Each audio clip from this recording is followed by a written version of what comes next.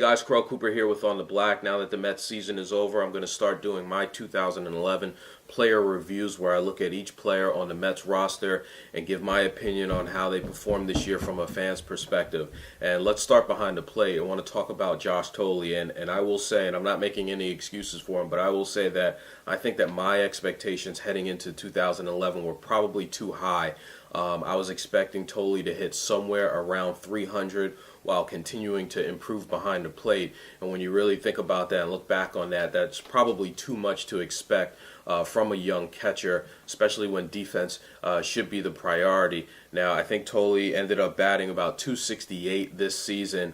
But the major concern for me in terms of Josh Thole was his defense. It seemed like he took a step back defensively. I think he had 16 pass balls, and his caught stealing percentage was very low.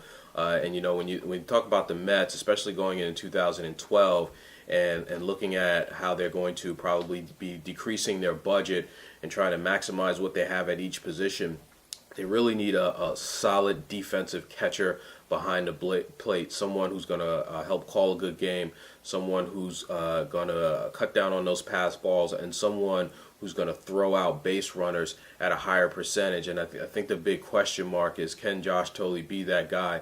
Can he be the starter for the Mets, or should the Mets look elsewhere? Now, I've seen in a couple places over the last few days that it might be Thole behind the plate next year, only because the Mets are going to be looking to spend money in other places, especially if they re-sign Jose Reyes, so on and so forth. So that's the question I want to throw out to you guys. Do you guys feel comfortable enough with having Josh Thole come back next year as the #1 starter for this team, or should the Mets look elsewhere? I don't think that there's probably an option within the organization for a #1 catcher.